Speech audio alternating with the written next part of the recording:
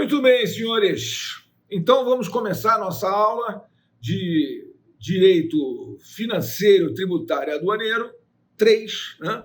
Hoje, o assunto que a gente vai enfrentar é o processo administrativo fiscal regido pelo Decreto 6759 de 2009, que é o Regulamento Aduaneiro. Muito bem, vejam só.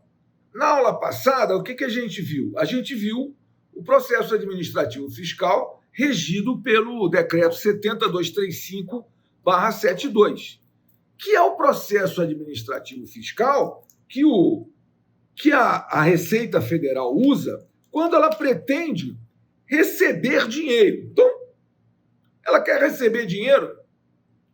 Como assim que pretende receber dinheiro? Veja, nós vimos o seguinte, hoje no Brasil, a maioria dos tributos é lançada por homologação. Nos tributos lançados por homologação, como é que funciona? O contribuinte tem que, verificando a ocorrência do fato gerador, calcular o montante, recolher e aguardar. Não é isso?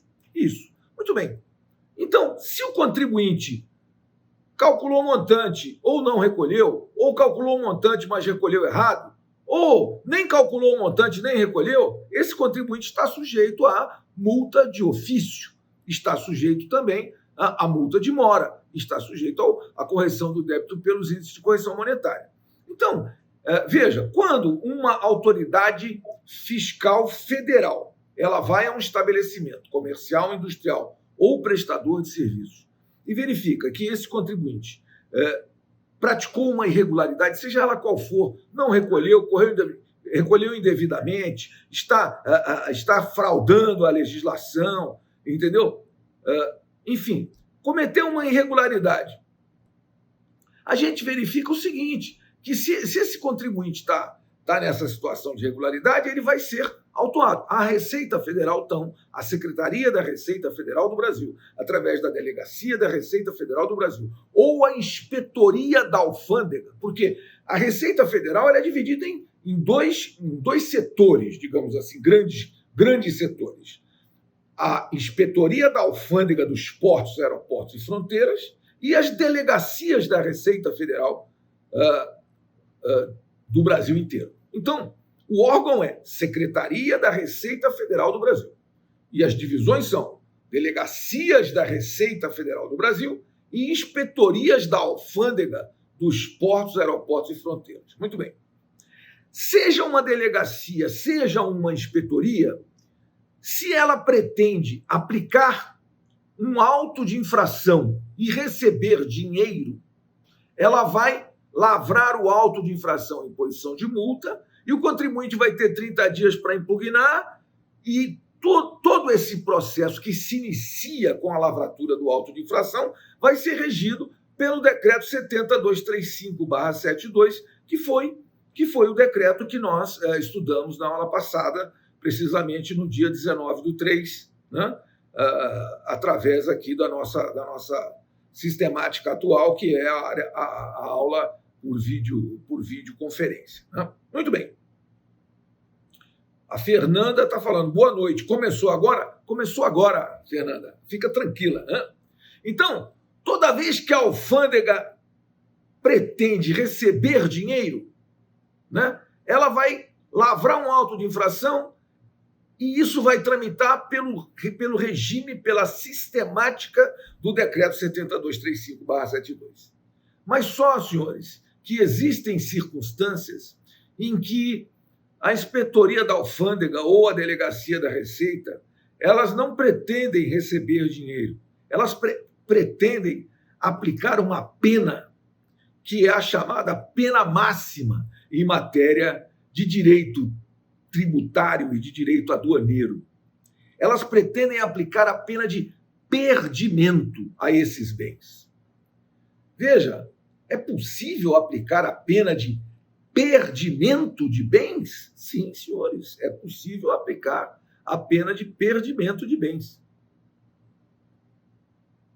Em que hipótese se pode aplicar a pena de perdimento de bens? Nós vamos verificar isso depois, vamos ver com bastante vagar, todas as hipóteses de aplicação da pena de perdimento. Essas hipóteses de aplicação da pena de perdimento, elas estão, senhores, no artigo 689 do Regulamento Aduaneiro, e o Regulamento Aduaneiro é o Decreto 6759/2009, é um decreto federal, não é um decreto-lei, é um decreto. Esse decreto, ele regulamenta um decreto-lei. Qual decreto-lei que ele regulamenta? O decreto-lei número 37 de 1966. Então, o decreto-lei, e aí vamos ter que tecer a grande crítica que se faz a esse decreto-lei. Vou explicar. É o seguinte, o que é um decreto-lei? Um decreto-lei é um substituto da medida provisória antes da Constituição de 88. Foi a Constituição Federal de 88 que criou a figura jurídica da medida provisória. O que é a medida provisória? É um instrumento legal com força de lei, emanada do Poder Executivo, que edita uma medida provisória, né? E essa medida provisória entra em vigor com força de lei. Nós já vimos que medida provisória pode sim criar, medida provisória pode sim aumentar tributo, medida provisória se transforma em lei, entra em vigor com força de lei. Muito bem. Só que a medida provisória, se ela não for apreciada no prazo de 60 dias, ela pode ser prorrogada uma única vez por mais 60 dias, e se ela ficar 120 dias sem ser apreciada, essa medida provisória perde a sua eficácia desde a edição. Antes da Constituição de 88, então esse marco divisor é a Constituição de 88. Antes da Constituição de 88, como é que funcionava? O presidente da República, que por seu turno também não era eleito, o presidente da República, nós tivemos o período da ditadura militar, né, que foi golpe, foi mesmo golpe, não precisa se preocupar se foi golpe, se não foi golpe, foi ditadura militar. Houve uma ditadura militar no Brasil que perdurou de março de 1964 até 1989, quando nós pela primeira vez elegemos diretamente o presidente da República, porque de 1986 a 1989 nós tivemos um governo transitório, que foi o governo do Zé Sarney, que não foi eleito pelo povo, foi eleito pelo Congresso Nacional, que era um Congresso Nacional que vivia sob o regime da ditadura militar. Bom, não importa. Mas, em tese, né, José Sarney, né, nem foi eleito, quem foi eleito foi o Tancredo Neves, que morreu antes da posse, e o Zé Sarney assumiu. Mas nós tivemos um período marcado pelo estado de exceção. Qual é o período marcado pelo estado de exceção? Março de 64 até dezembro de 85. Foram 21 anos de escuridão. Escuridão por quê? Porque, vejam, senhores, o que é um governo de exceção? Um governo de exceção é um governo que não tem legitimidade, mas é o governo. Se você não obedecer, você será, como muitos foram, presos, deportados, mortos, enfim. Se você se opõe ao regime, você vai morrer. Muito bem. E durante 21 anos era isso que nós tivemos. Começou em março de 64, marca essa data. Março de 64 terminou em dezembro de 85. Em janeiro de 86, assumiu Tancredo Neves. Não, assumiu Zé Sarney, porque Tancredo morreu. Muito bem. Olha isso aqui. O Decreto-Lei 37/66, que é a lei instituidora do imposto de importação, o Decreto-Lei 37/66 diz assim, dispõe sobre o imposto de importação, reorganiza os serviços aduaneiros e dá outras providências. E aí diz assim: o presidente da República, usando da atribuição que lhe confere o artigo 31, parágrafo único, do Ato Institucional número 2, de 27 de outubro de 1965, decreta. Ou seja, o que é um ato institucional, senhores? Um ato institucional é uma excrescência do regime militar. O ato institucional número 2, pasmem, fechou o Congresso Nacional. Fechou. Declaro fechado o Congresso Nacional. Declaro revogada a Constituição de 1946. Pasmem, corria o ano de 1964. Esse decreto é de 66, mas o ato institucional número 2 é de 27 de outubro de 65. Em 1965, um ato de um homem só, presidente da República, general Castelo Branco, ele diz o seguinte: fecho o Congresso Nacional e revogo a Constituição Federal de 1946. Um homem só. Vejam, bom, tudo bem, nós estamos diante de uma ditadura militar. Você vai se opor a isso ou você vai morrer? Você vai se opor a isso, vai morrer. Então, é bem provável que o meu pai, né? Bem provável não, é certo que o meu pai não se opôs a isso, porque se ele tivesse se oposto a isso, eu não teria nascido, né? Que eu nasci justamente no ano de 1959. Como vocês podem perceber, eu sou um jovem de apenas 60 anos de idade, né? Mais um corpinho de 45, então não dá nem para perceber, né? Então, vejam só, eu tinha, então, na oportunidade, 1965, eu tinha 6 anos de idade. E o meu pai não se opôs à ditadura, porque se eu se opusesse, eu não teria sequer sobrevivido. Muito bem, então ele fez como todo mundo, obedeceu. Obedeceu o quê? Obedeceu um governo que editou um negócio que se chama ato institucional. Ato institucional. Não existe isso na ordem jurídica, senhores. Se não existe na ordem jurídica, como pode estar valendo até hoje? Em pleno 2020. Essa é a grande questão que eu coloco. O Decreto-Lei 37/66, em pleno vigor, funda-se num ato institucional que é uma excrescência do tempo da ditadura militar. E por que esse decreto não foi revogado? Veja, decreto-lei. O que era um decreto-lei? Aí é onde eu quero chegar. Decreto-lei é ato de um homem só.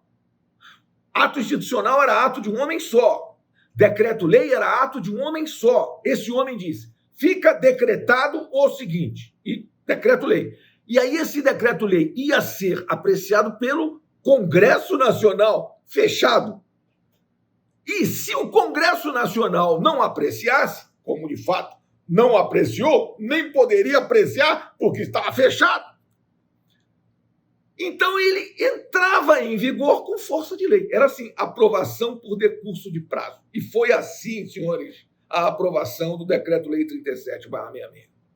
Ou seja, com base em um ato institucional, que é uma excrescência, foi editado um decreto-lei, que é outra excrescência, e entrou em vigor esta norma jurídica, que é outra excrescência, que tem uma série de inconstitucionalidades que nós vamos demonstrar para vocês no nosso curso. E vejam só, entre as barbaridades que o Decreto-Lei 37/66, ele diz, no seu artigo 105, aplica-se a pena de perda da mercadoria. É o chamado perdimento. E aí elenca aqui 19 hipóteses de aplicação da pena de perdimento de bens. Entre as hipóteses está, não vou ler aqui os 19 incisos, porque iria cansá-los, mas nós vamos enfrentar cada um dos 19 incisos a partir da próxima aula, quando entraremos, então, na matéria aduaneira. Hoje nós vamos estudar o decreto. Hoje nós vamos estudar o fluxograma. Eu disponibilizei o fluxograma no Moodle, está lá, vocês podem ver, vocês podem ter uma visualização, eu estou colocando aqui na minha tela para eu também visualizar. Normalmente eu coloco isso no quadro, né? Mas agora não temos mais quadros, somos professor e alunos remotos, né? Estamos aqui confinados em nossos lares. Muito bem, mas durante o confinamento vamos estudar. Então, se esse contribuinte praticar uma das condutas previstas pelo artigo 105 do Decreto-Lei 37/66, e pasmem, e a grande crítica que eu vou colocar, veja, o decreto que nós estamos estudando é um decreto de 2009, decreto 6759 de 2009, regulamento aduaneiro. Como é que um decreto do Poder Executivo de 2009 se dispõe a regulamentar um decreto-lei de 1966? Por que esse decreto de 66 não foi revogado e criada uma lei complementar? Porque, pasmem, qual é o papel do Decreto-Lei 37/66? Papel de lei complementar. Ingressou na ordem jurídica como lei complementar. Por quê? Porque está tratando de um imposto, qual seja o imposto de importação, e trata do fato gerador da base de cálculo dos contribuintes. E nós vimos que o artigo 146-A da Constituição Federal de 88 diz que é matéria reservada à lei complementar tratar do fato gerador da base de cálculo dos contribuintes dos impostos. Então o que acontece? Acontece que o artigo 105 deste Decreto-Lei 37/66 está regulamentado pelo artigo 689 do Decreto 6759 de 2009, que é o regulamento aduaneiro. Elenca lá as hipóteses de aplicação da pena de perdimento. Muito bem. Entre essas hipóteses está uma mais conhecida, né, que seria a chamada falsa declaração de conteúdo. Vamos trabalhar com essa figura, que essa figura é muito comum na ordem jurídica, né? Aplica-se a pena de perda da mercadoria, inciso 12, estrangeira chegada ao país com falsa declaração de conteúdo. O que é falsa declaração de conteúdo, senhores? Vamos imaginar. Você declarou que importou um container de bananas dos Estados Unidos. E aí a autoridade aduaneira desconfiou que tinha alguma coisa errada na sua importação, porque os Estados Unidos não é um grande exportador de banana. E o peso do seu container não correspondia a um container de computador. Mas não correspondia a um container de banana, mas parecia um container de computador. Então, veja, toda mercadoria estrangeira que chega ao país, ela tem que ser submetida a um procedimento que se chama despacho aduaneiro de importação. O que é o despacho aduaneiro de importação? É esse conjunto de procedimentos que vai fazer o quê? Vai dar ingresso legal à mercadoria estrangeira no território nacional. Então, esse conjunto de procedimentos chamado despacho aduaneiro de importação, ele começa com o registro da declaração de importação. Nós vamos enfrentar tudo isso com calma, bastante devagar. Ele começa com o registro da declaração de importação e termina com o ato final do despacho aduaneiro de importação, que se chama desembaraço. Então, começa com o registro da declaração de importação e termina com o desembaraço. Mas a partir do momento em que o contribuinte, o importador, registra a sua declaração de importação, a autoridade aduaneira passa, então, a ter acesso, né, a esse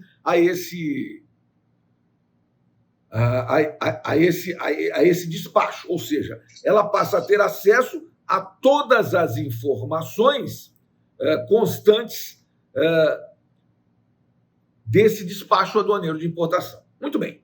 Ora, Então, nós vamos verificar como é que é feito, eu vou explicar cada um, como é feita. A próxima aula, inclusive, já vai falar de parametrização. Ao falarmos de parametrização, vocês vão ver que é a remessa para um dos canais de conferência aduaneira. Nós vamos entrar na parte aduaneira agora. Mas o que eu quero dizer para vocês é o seguinte: durante esse despacho, o que a autoridade aduaneira vai fazer? Ela vai fazer a verificação da mercadoria. Se a mercadoria realmente corresponde ao que foi declarado, então, nesse caso, que eu estou dando um caso prosaico aí, em que você declarou um container de banana, a autoridade foi lá verificar fisicamente. Essa mercadoria foi parametrizada a um canal de conferência, e o canal ao qual ela foi parametrizada foi o canal vermelho. Existe um canal vermelho que chama-se... É um canal de parametrização em que vai haver conferência física e documental dessa mercadoria. E aí, aberto o container, verificado o que tinha dentro do container, verificou-se que existia o quê?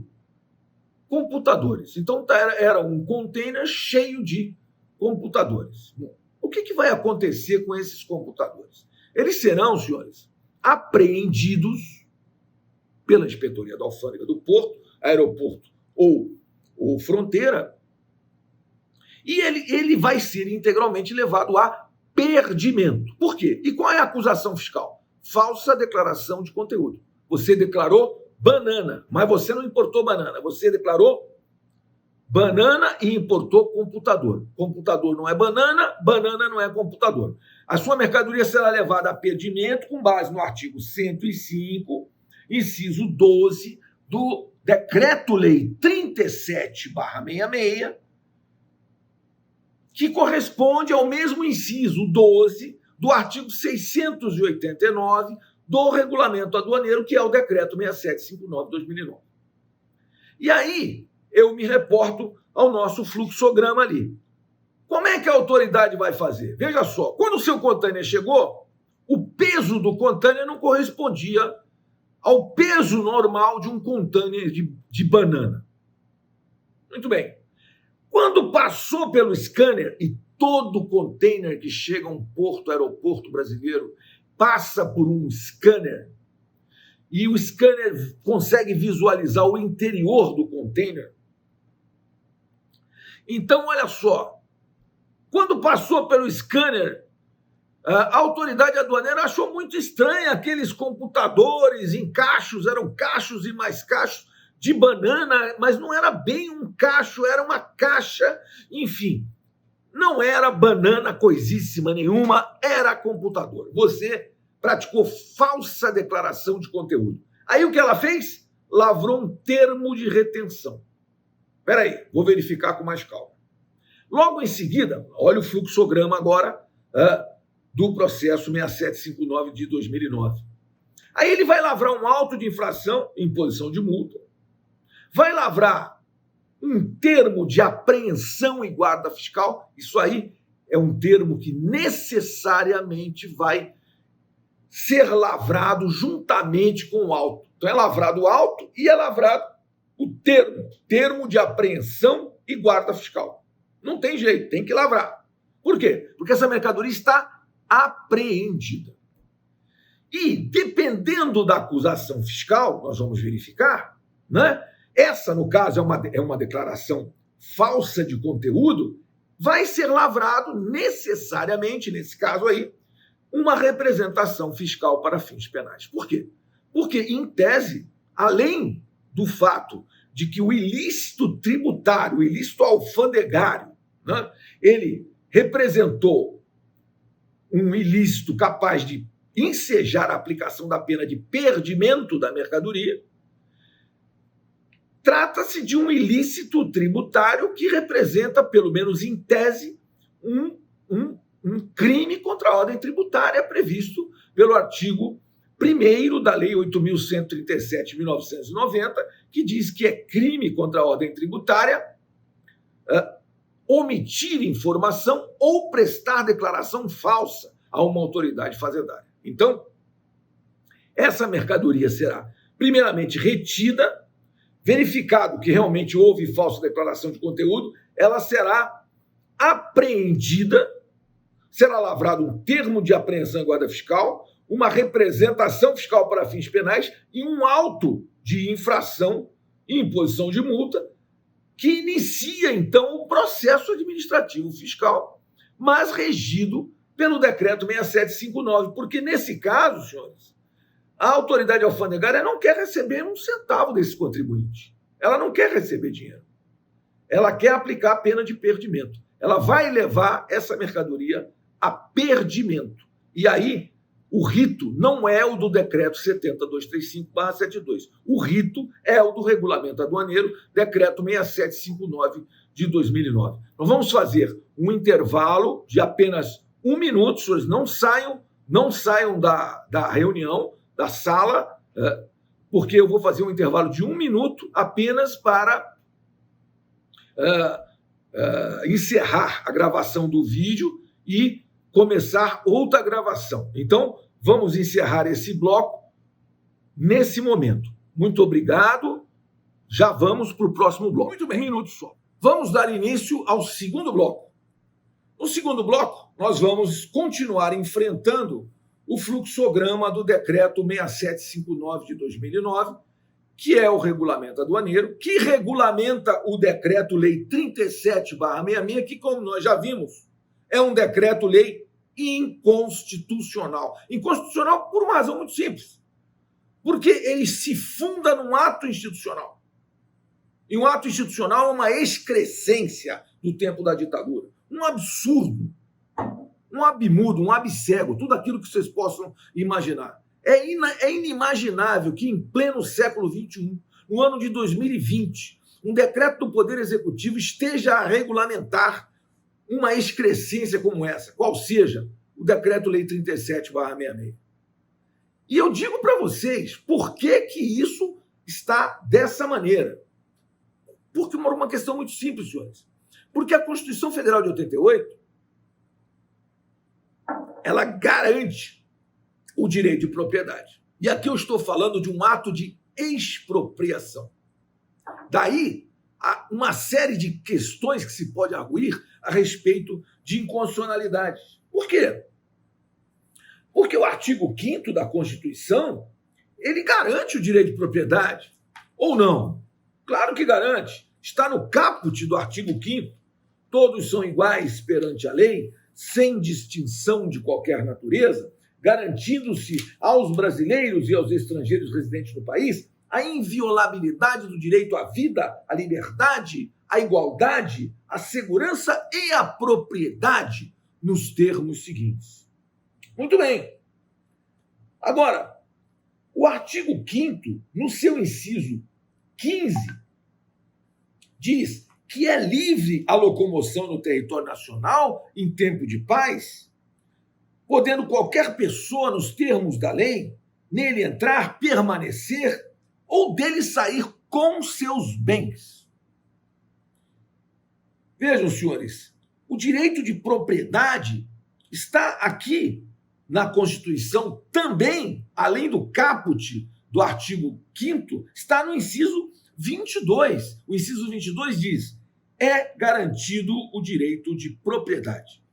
Veja, essa garantia do direito de propriedade faria com que essa forma de excutir os bens prevista pelo decreto 6759 de 2009 fosse declarada inconstitucional. Acontece que o Supremo Tribunal Federal até hoje não enfrentou essa questão. Já enfrentou outras questões muito mais recentes que essa e nunca enfrentou corretamente essa questão, qual seja a inconstitucionalidade do decreto, a inconstitucionalidade do decreto-lei 37/66 e a impossibilidade daí decorrente de que uma lei de um decreto do Executivo em 2009 regulamente uma lei inconstitucional e isso permaneça. Essa lei é inconstitucional, senhor. É inconstitucional e vou explicar por quê. E veja, hoje a doutrina está pacificada. Doutrina não diverge, no sentido de que esse decreto é inconstitucional. Ele é inconstitucional por uma razão muito simples. Se você olhar o fluxograma, você vai ver que esse processo ele tem uma característica que o invalida. Qual é essa característica que o invalida, senhores? É que, veja, uma vez lavrado o auto de infração, o sujeito passivo é notificado para impugnar. Ele não tem a opção de pagar nada aqui, hein? O auto de infração aplicou a pena de perdimento aos bens dele. Ou seja, ele vai perder a mercadoria. A mercadoria vai ficar, vai ser confiscada. Muito bem.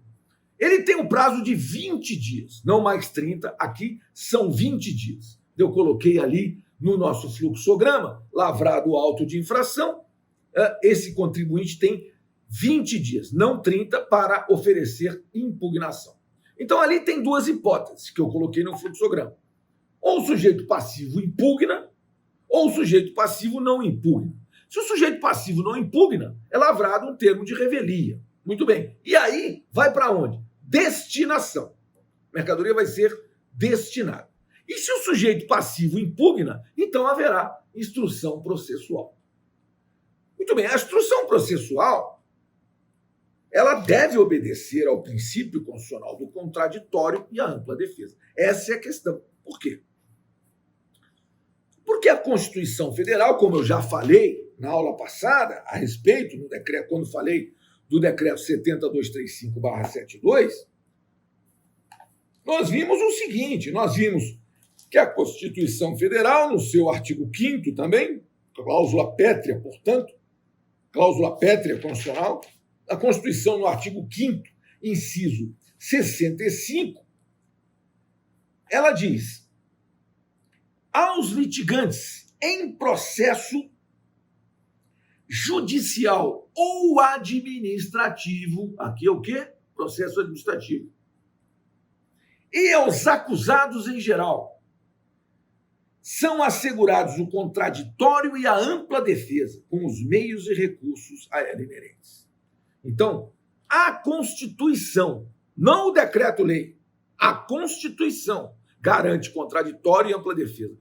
O que é contraditório e ampla defesa, senhores? Unidos, elas formam o conceito jurídico internacional chamado devido processo legal. Due process of law. Contraditório e ampla defesa. O que é contraditório? Contraditório é o seguinte: contraditório, ele se estabelece na medida em que, se eu juntar um documento, você tem que ter vista esse documento para poder se manifestar. Se você juntar um documento, eu tenho que ter vista a esse processo para poder me manifestar. Se eu fui acusado, posso me defender. Isto é contraditório. Se eu me defendi, a outra parte pode replicar. Isto é contraditório. E o que é ampla defesa? Ampla defesa quer dizer o seguinte: não me pode ser cerceado o direito de produzir todas as provas que eu preciso produzir.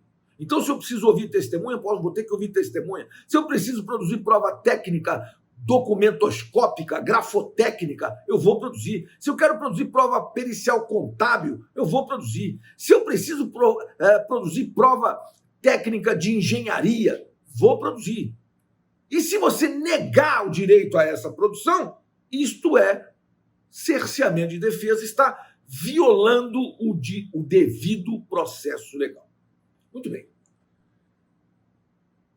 Então, por si só, o decreto aí não seria inconstitucional, porque, afinal de contas, ele prevê um período de instrução processual. Muito bem. Só que, após a instrução processual, veja ali, meus queridos alunos, o que diz o fluxograma? Ele diz: decisão em instância única pela própria autoridade autuante. Ou seja, para um estudante de direito, isto é uma verdadeira agressão. Você dizer para mim que num processo de natureza jurisdicional, a autoridade que autuou vai ser a autoridade julgadora da defesa do contribuinte. Ou seja, essa autoridade essa autoridade autuante, essa que lavrou a pena de perdimento da mercadoria desse contribuinte, essa autoridade, ela vai, então, julgar a sua defesa. Será que ela vai ser será que essa autoridade, será que ela vai ser isenta? Evidente que não, senhores. Nós já vimos isso, nós já vimos que o próprio processo administrativo fiscal, ele tem essa relação triangular autor, réu, julgador, essa relação é desequilibrada. E por isso, esse aqui também é uma opção do contribuinte. Se o contribuinte não quiser impugnar isso aqui e quiser ir direto para a justiça, ele pode.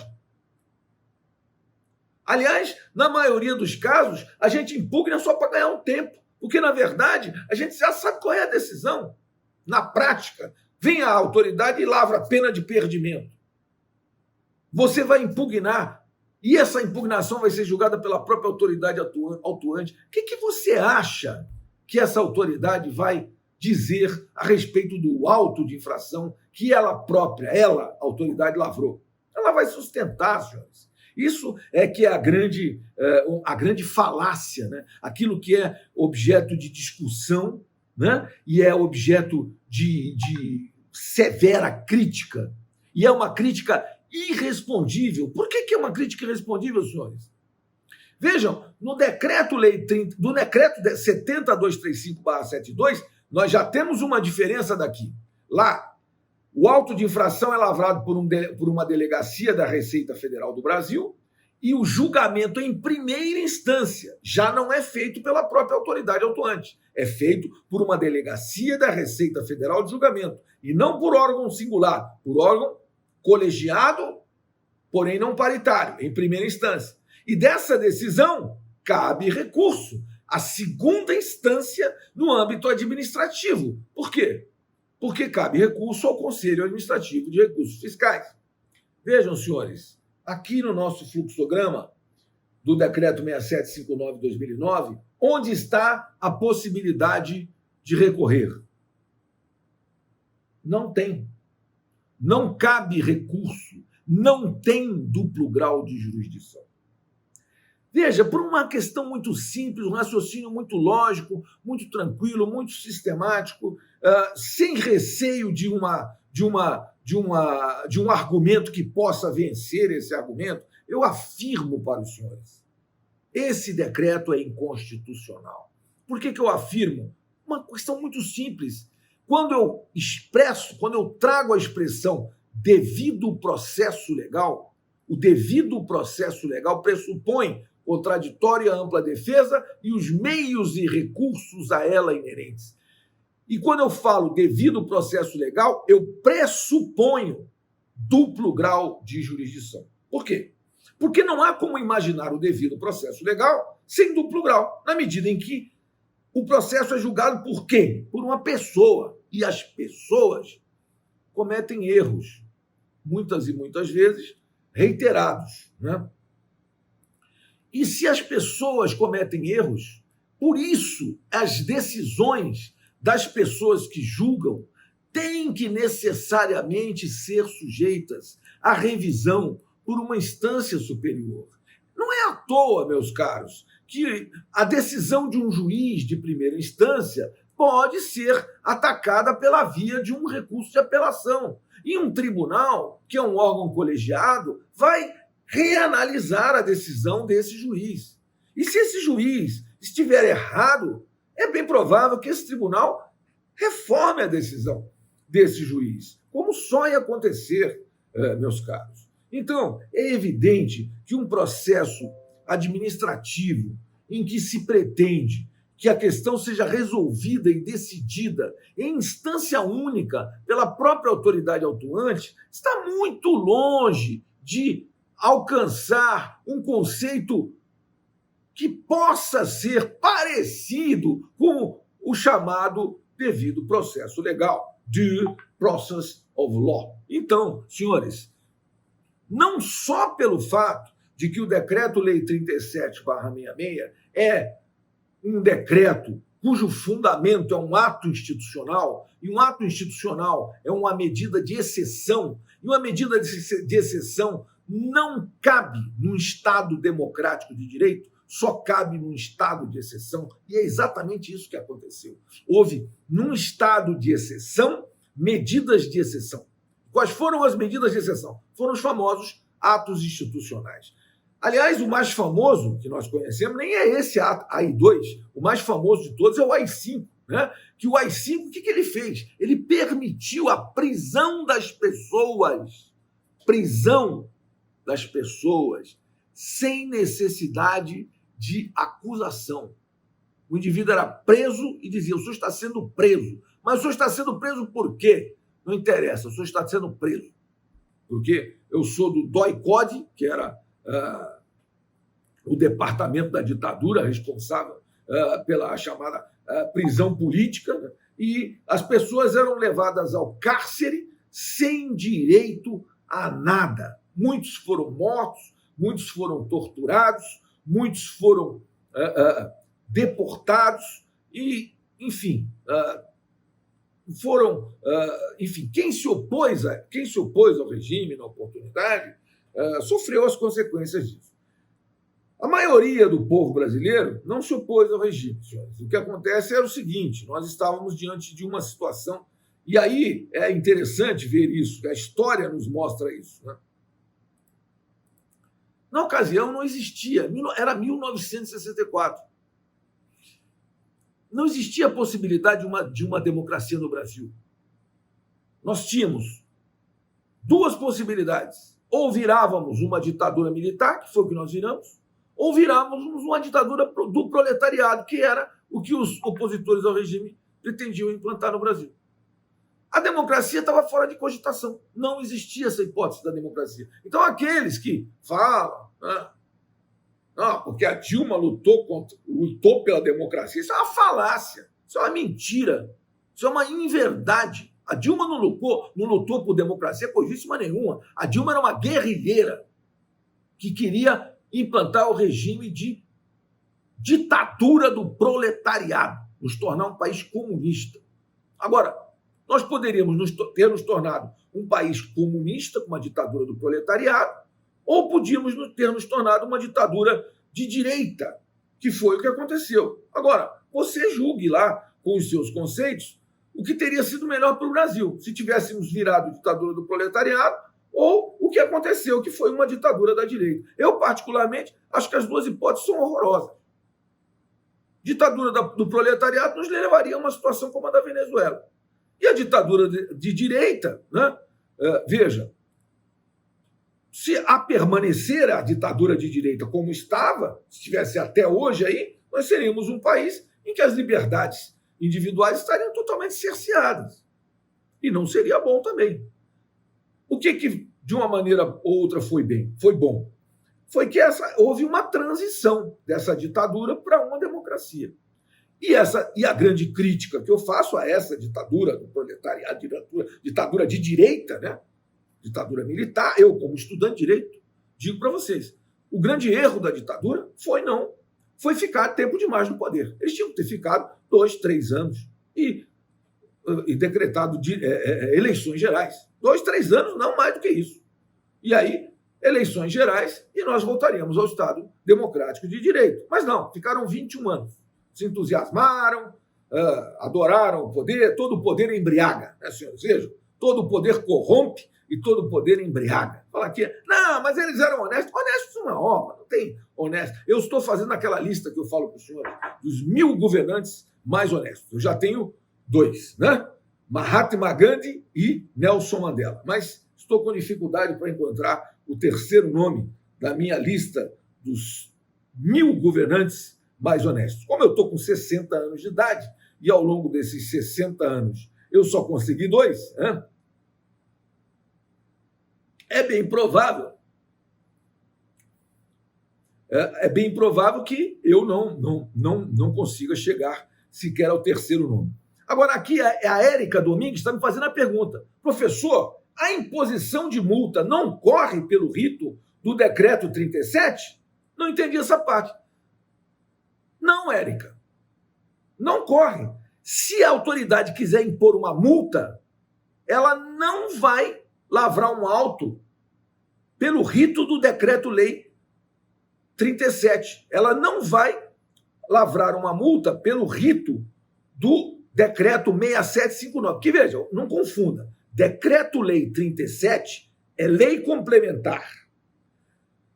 Decreto 6759 é o decreto regulamentador dessa lei complementar. O decreto 6759 de 2009, que é o regulamento aduaneiro, regulamenta vários decretos, inclusive o decreto 1455/76, que é outro decreto absurdo do tempo da ditadura militar.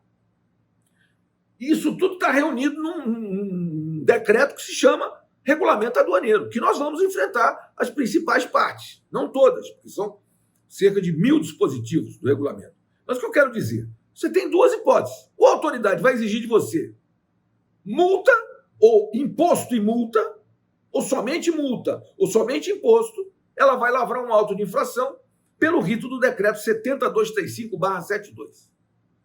Você vai intimado a pagar a dívida no prazo de 30 dias ou oferecer impugnação. Se você oferecer impugnação, ela será julgada em dupla instância, na primeira instância pela Delegacia da Receita Federal de Julgamento, na segunda instância pelo CARF. Agora, se a autoridade não quer receber nada de você, não, ela quer aplicar pena de perdimento aos seus bens. Então, ela vai lavrar um auto. Só que ela vai lavrar um auto aplicando pena de perdimento. E aí o rito é o do regulamento aduaneiro, decreto 6759 de 2009, entenderam? Receber dinheiro, decreto 7235/72. Aplicar pena de perdimento, decreto 6759 de 2009. É isso o que nós temos que raciocinar, Érica. Não sei se respondi a sua pergunta, mas se a sua pergunta era essa, não, é exatamente isso. Se, agora,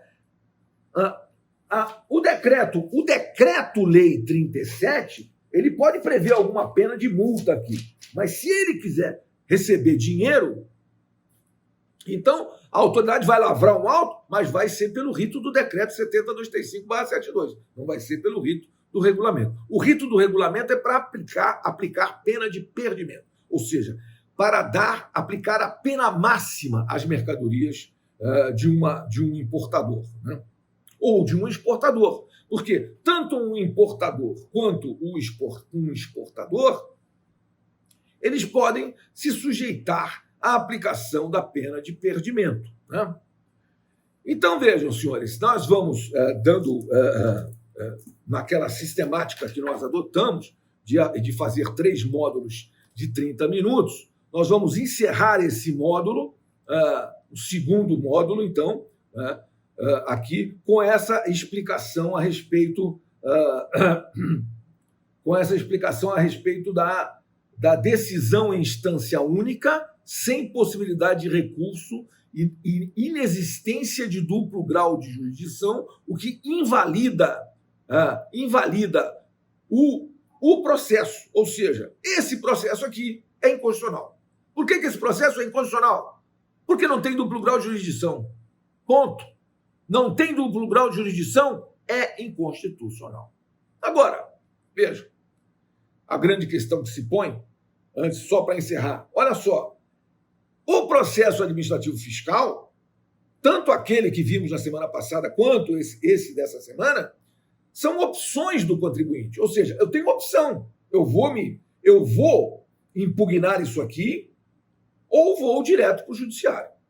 O contra-argumento a essa inconstitucionalidade que os críticos dessa tese fazem é que, olha, não é inconstitucional porque é uma opção. Se é uma opção, o contribuinte tem a justiça para se socorrer. Só que nós vamos ver, senhores, na próxima etapa, já em seguida, assim que nós fizermos o encerramento, que não é verdade. Por quê? Porque o tempo milita severamente em desfavor de uma pessoa que está fazendo uma importação.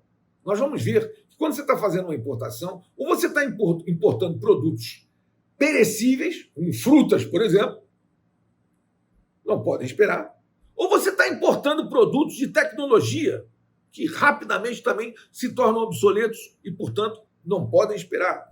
Então, na verdade, não se trata de uma possibilidade, a possibilidade de aguardar meses e meses e meses a fio até o processo administrativo ser julgado. Enquanto isso, esse contribuinte paga uma armazenagem que é caríssima e quinzenal. A cada quinzena vira um valor de armazenagem. A permanência das mercadorias em recintos alfandegados, ela custa uma fortuna que esse importador, evidentemente, vai se ver obrigado a pagar. Isso vai inviabilizar completamente a sua operação de importação. Dando continuidade à nossa aula, no nosso terceiro módulo, nós vamos seguindo ali o fluxograma do decreto 6759 de 2009 para verificar o que acontece a partir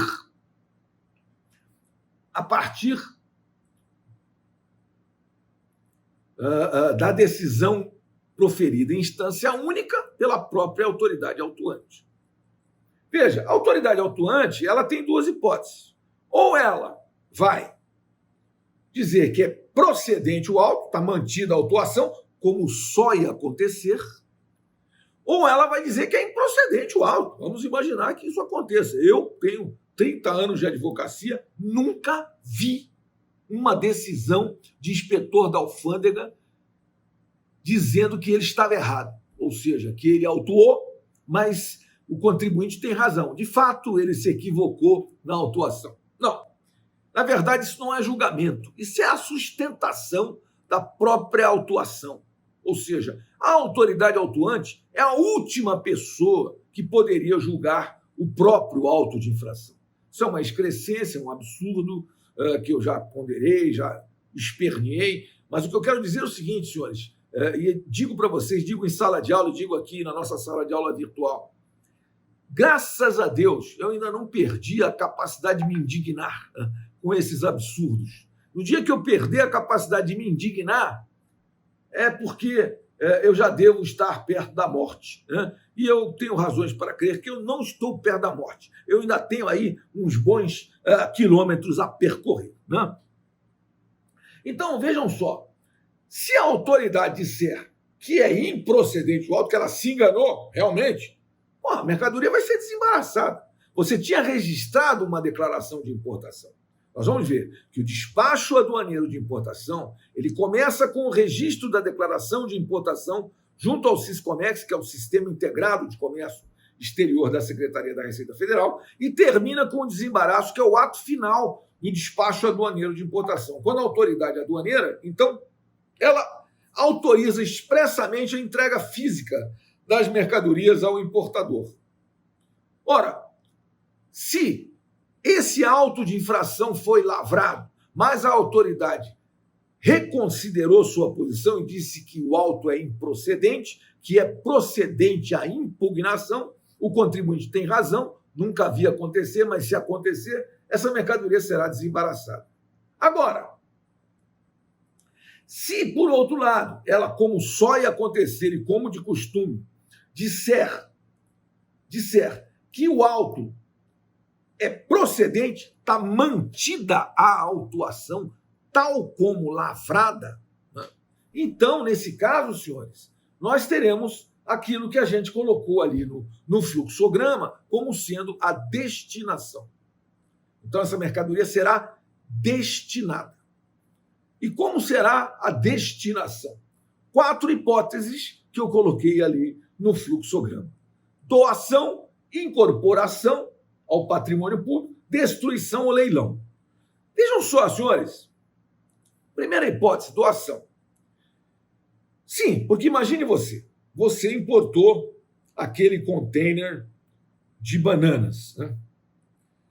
Mas você declarou banana prata, e a banana não era prata, era banana nanica, né? A autoridade apreendeu por falsa declaração de conteúdo. Você não foi para a justiça. Se você for para a justiça, você ganha, porque não é falsa declaração de conteúdo. É mero erro de classificação tarifária. Erro de classificação tarifária não é falsa declaração de conteúdo. Afinal de contas, era banana. A banana não era prata, mas era uma banana nanica. Você está de boa fé. Então você ganharia a discussão. Mas você não foi para a justiça. Você abandonou o contêiner. Olha, não dá para discutir com a autoridade. Lavrou o auto de infração, vai aplicar perdimento. E aí, o que a autoridade vai fazer com o seu contêiner de banana? Ela vai incorporar ao patrimônio público? Não, não quer banana. Ela vai fazer um leilão de um contêiner de banana? Também não, porque as bananas estarão podres. Né? Ela vai destruir um contêiner de banana? Não, porque isso é até um sacrilégio. É alimento, né? Então ela vai pegar esse contêiner inteiro e vai doar para uma instituição de caridade. É o que vai acontecer. Produtos perecíveis, quando levados a perdimento, são doados para instituições de caridade, que sejam instituições idôneas, né? E que tenham cadastro junto à Secretaria da Receita Federal. Então, provavelmente, esse contêiner de bananas poderia aí ser doado para a Gota de Leite ou alguma outra instituição parecida. Né? Perecíveis são doados. Muito bem. Mas vamos imaginar aquela outra situação. O seu container, declarado como sendo um container de banana, não era banana coisíssima nenhuma, era computador. Então, e que tipo de computador? Notebooks de última geração. Opa! Notebooks de última geração. Notebooks com processador i9, HD de 2 TB, SSD de 480 gigabytes. HD de 2 TB, SSD de 480. Esse computador é caríssimo. i9. A Receita Federal tem interesse. Até para dar para os seus auditores, né, trabalharem. Então, o que vai ser feito com esse container de computadores portáteis, notebooks de última geração?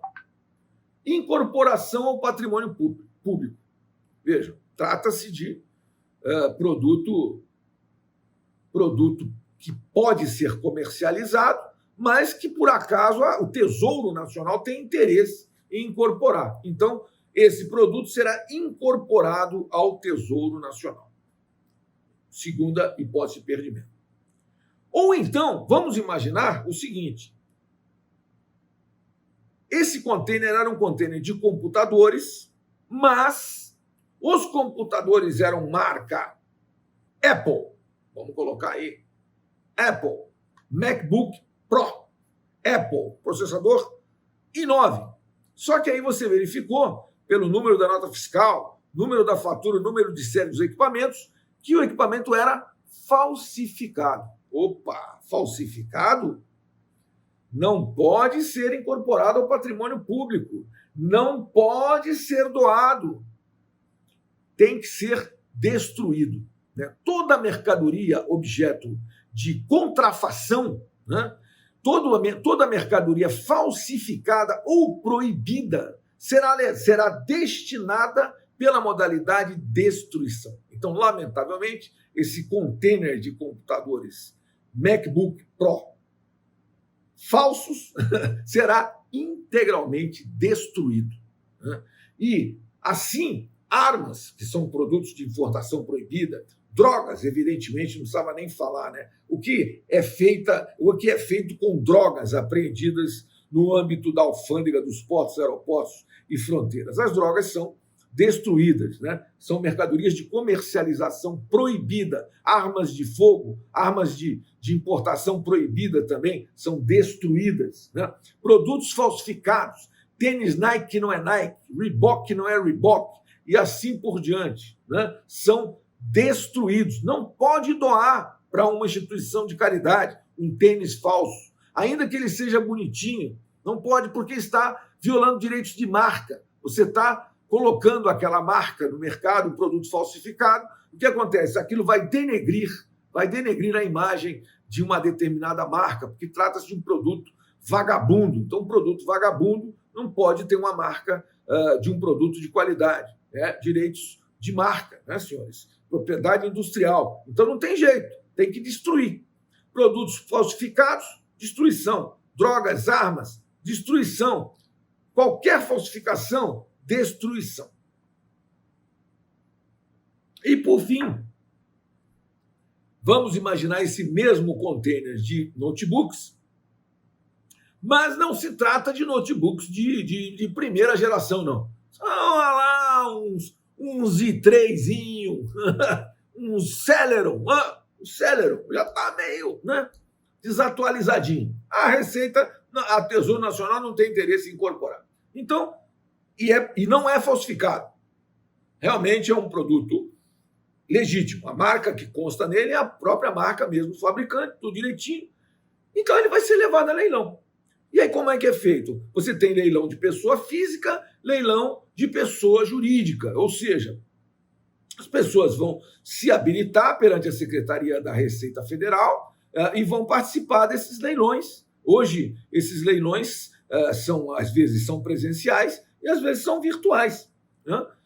Atualmente, na situação da pandemia de Covid-19, evidentemente, esses leilões seriam, se for feito algum leilão da Receita Federal nos próximos dias, certamente esse leilão será virtual. Mas provavelmente não haverá leilão.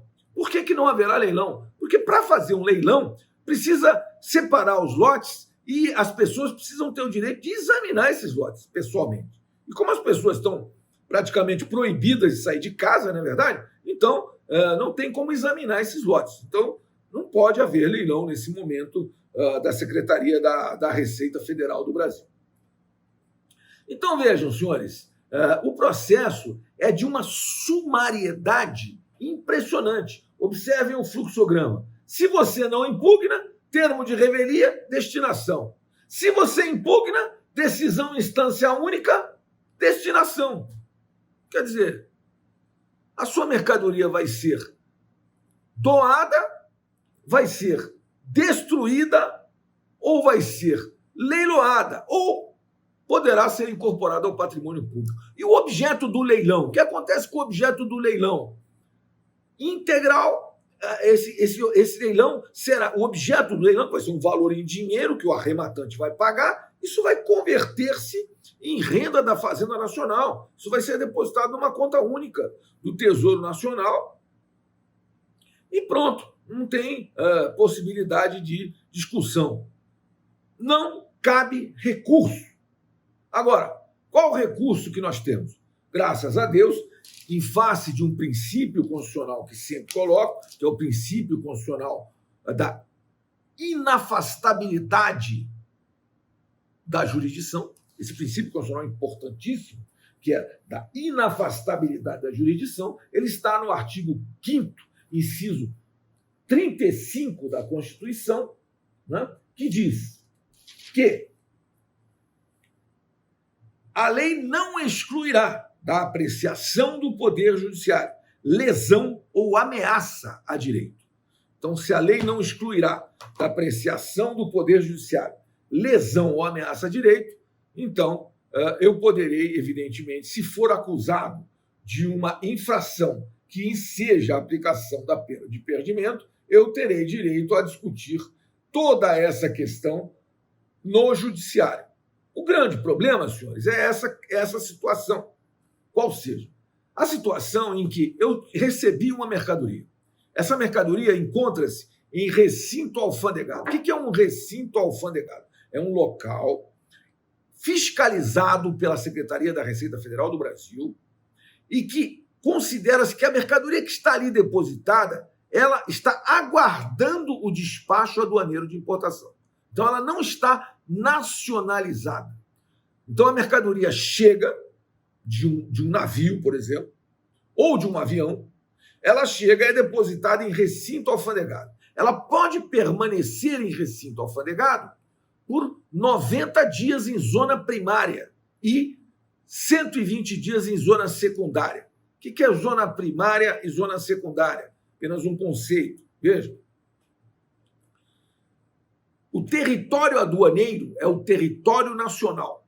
O território nacional se compõe do espaço aéreo, o espaço terrestre e o espaço marítimo. Qual é o espaço marítimo? O que é considerado território nacional? São 12 milhas náuticas. A milha náutica ela tem mais ou menos uns 1.812 metros. Tá? Então, praticamente, vamos fazer, grosso modo, 24 quilômetros, tá? 24 quilômetros da costa mar adentro é território nacional. Saiu das 12 milhas náuticas, não é mais território nacional. Não é mais território aduaneiro. Então, o que é território aduaneiro? Território aduaneiro é o território nacional. A autoridade aduaneira tem jurisdição no território aduaneiro. E o território aduaneiro se divide em duas zonas: zona primária e zona secundária. O que é zona primária? Zona primária é qualquer recinto alfandegado em porto, aeroporto ou fronteira. Então, os portos, os aeroportos e as fronteiras contêm recintos altamente fiscalizados pela Secretaria da Receita Federal, são chamados de recintos alfandegados. Então, o concessionário do serviço público, que é o fiel depositário daqueles bens, né, que normalmente são terminais alfandegários, né, então, são recintos alfandegados. A mercadoria está ali sob fiscalização da Receita Federal, não está desembaraçada, não está nacionalizada. Ela chega do navio e é colocada ali. Ali, ela vai ser parametrizada, que vai ser objeto já da nossa próxima aula, que não dá tempo de falar na aula de hoje. Na nossa próxima aula, nós vamos enfrentar a questão da parametrização. O que é parametrização? É a remessa para um dos canais de conferência aduaneira. Muito bem.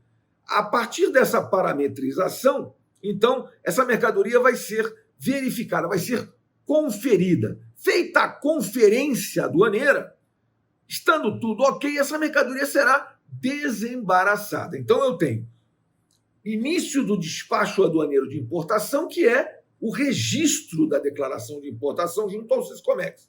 E o fim desse despacho aduaneiro de importação, que é o desembaraço. Começa com o registro, termina com o desembaraço. Muito bem. Nesse curso, pode haver o encontro de alguma irregularidade. Essa é a questão. E se a autoridade encontrar alguma irregularidade, ela pode, por exemplo, aplicar uma multa. Se ela aplicar uma multa, ela vai aplicar essa multa pelo regime do decreto 70235/72. Mas, ao invés de aplicar uma multa, ela pode, por exemplo, querer aplicar a pena de perdimento. E aí, se ela aplicar a pena de perdimento, vai ser pelo regime do decreto 6759/2009, que é o regulamento aduaneiro. Entenderam isso aí, senhores? Dúvidas? Dívidas? Veja bem, se não há dúvidas nem dívidas, nós vamos, então, encerrar aqui o nosso terceiro bloco da nossa aula, verificando que a presença será registrada de acordo com o comparecimento dos senhores aqui, que verificam que é um comparecimento bastante robusto, né? E que todos estão aqui comparecendo em massa à nossa aula, e essa nossa aula, assim como todas as demais, serão depois disponibilizadas para os senhores no YouTube, no meu canal, bit.ly/Denis Fiuza, que é o nome do meu canal. E que os senhores, por favor, né, se inscrevam no canal para que eu possa depois, enfim, melhorar. Eu espero que os senhores tenham gostado da aula e vamos encerrar por aqui a gravação.